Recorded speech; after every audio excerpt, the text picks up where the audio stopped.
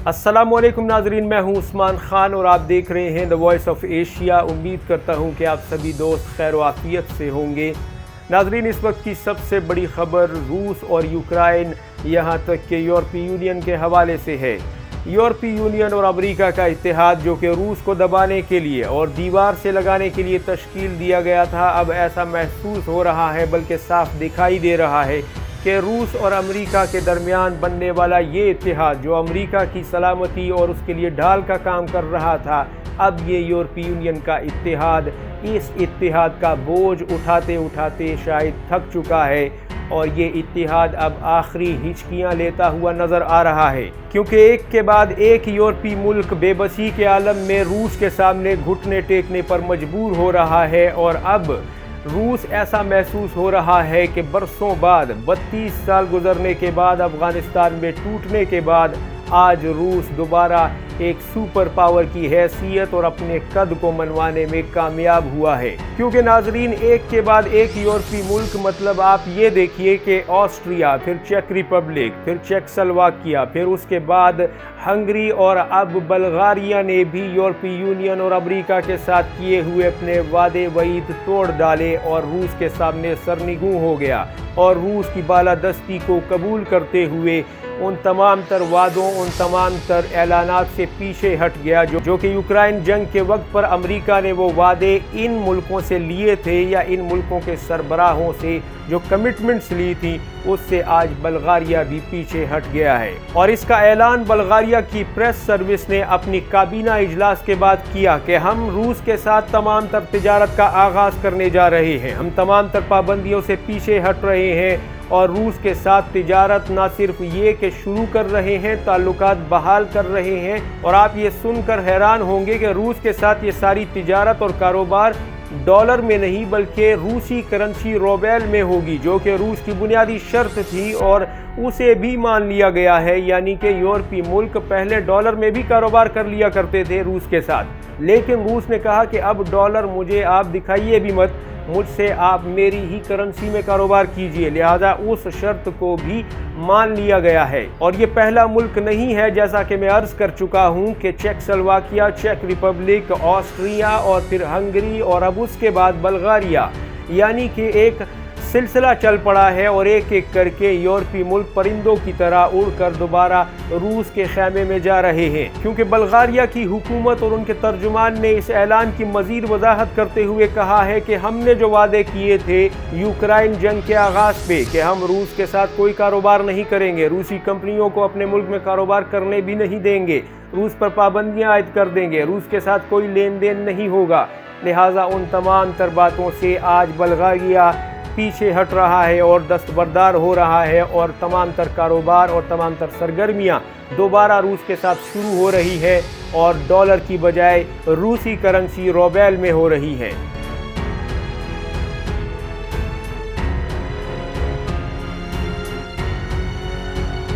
जबकि दूसरी तरफ हंगरी के वज़ीर आज़म विक्टर ओरबान ने प्रेस कॉन्फ्रेंस में मीडिया पर वाज़े किया कि हम भी रूस से ताल्लुकात बहाल कर रहे हैं और तमाम कारोबारी सरगर्मियाँ रूसी शराइत के मुताबिक डॉलर की बजाय रूसी करेंसी रूबेल में होंगी। यहाँ तक कि हंगरी के वज़ीर ख़ारजा पीटर सेजार्तो ने तो यहाँ तक बयान दे दिया कि यूरोपीय यूनियन की हुकूमतों का रूस के साथ गैस सप्लाई के माहदे में सिरे से कोई ताल्लुक और किरदार ही नहीं बनता, जो कि हंगरी की सरकारी मलकियत MVM और गैसप्रॉम के यूनिटों के दरमियान माहिदा हुआ है। नाजरीन, यहाँ आपको ये भी बताते चलें कि हंगरी के वज़ीर आज़म एक बार फिर भारी अक्सरियत से मुंतखब होकर हंगरी के हुक्मरान बने हैं और हंगरी के ये वज़ीर आज़म हंगरी को चीन और रूस का दोस्त और इत्तेहादी बनाने के लिए हमेशा से सरगर्म दिखाई दिए हैं और लोग उनकी हुकूमत को रूस और चीन की हिमायत याफ्ता हुकूमत समझते हैं।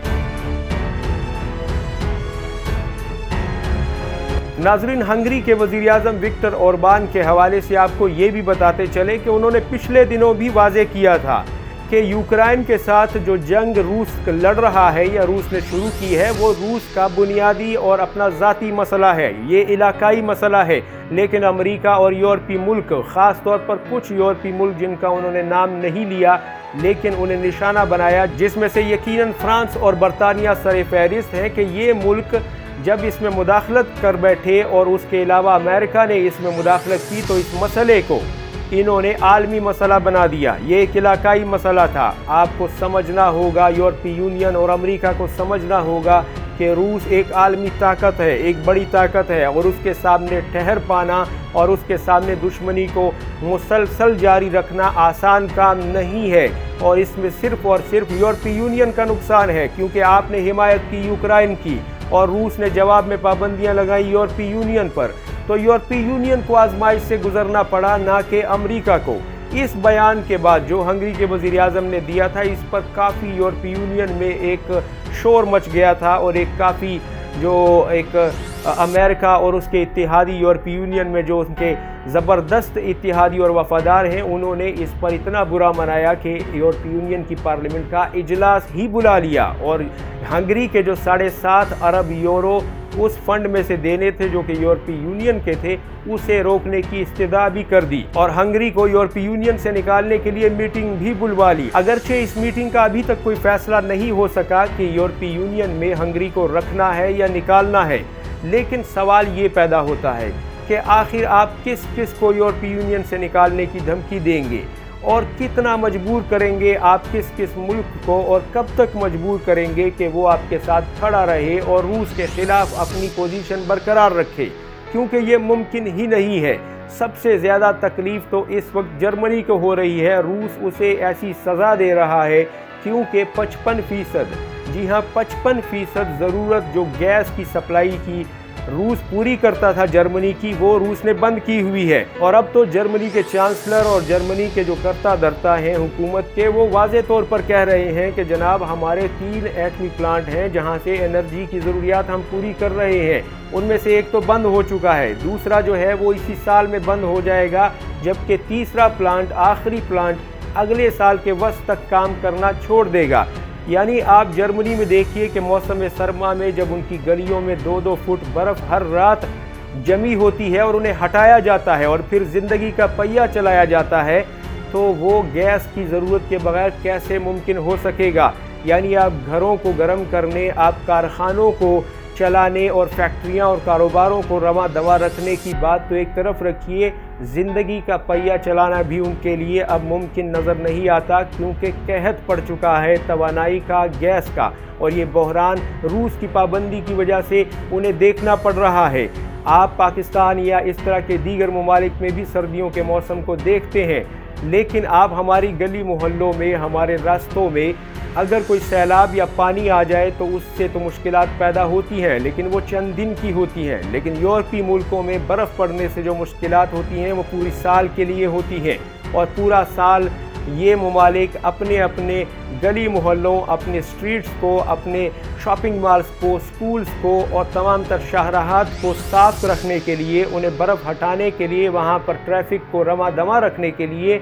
अरबों डॉलर खर्च करते हैं मशीनरी के ऊपर, और उसकी गैस और तेल की जो कंजम्पशन है उसको बर्दाश्त करते हैं ताकि इनकी ज़िंदगी चलती रहे। और वहाँ की सर्दी और यहाँ की सर्दी में भी ज़मीन और आसमान का फ़र्क है। लिहाजा आप महसूस कर सकते हैं कि इटली और जर्मनी को भी इस किस्म की सूरत हाल का सामना है। लेकिन चूँकि ये बड़े मुल्क हैं और इन बड़े मुल्कों को अपनी हैसियत की इतनी फ़िक्र है कि वो अभी इतनी जल्दी रूस के सामने माथा टेकने को तैयार नहीं है, लेकिन जल्द या बदेर रूस उन्हें मजबूर कर देगा, क्योंकि रूस ने पाबंदी मुस्तकिल तौर पर लगा रखी है। और अब तो रूस ये भी कह रहा है कि जर्मनी भी हमारे साथ अगर कारोबार कभी करेगा और हमसे गैस की सप्लाई दोबारा हासिल करेगा तो उसके लिए डॉलर नहीं बल्कि रूबल में पैसा देना होगा। यानी इससे अमेरिका की करेंसी का जो हाल रूस करना चाहता है उसका आप अंदाज़ा लगा सकते हैं रूसी सदर व्लादिमीर पुतिन की इस पॉलिसी और इस ऐलान से।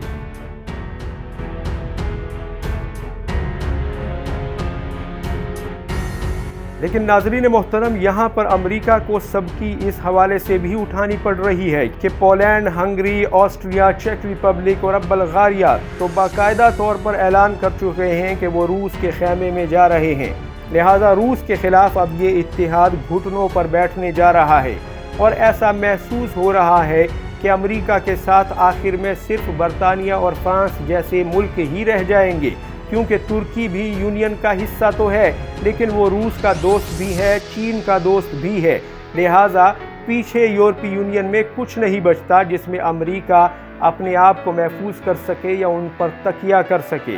और अगर इन बागी ममालिक को यूरोपीय यूनियन से निकाल भी दिया जाता है तो फिर शायद एक और यूनियन बनकर सामने आ जाए जो कि उन मुल्कों पर मुश्तमिल होगी जो कि रूस और चीन के मातहत होंगे। और ऐसा हुआ तो अमेरिका का सुपर पावर रहना तकरीबन नामुमकिन होकर रह जाएगा।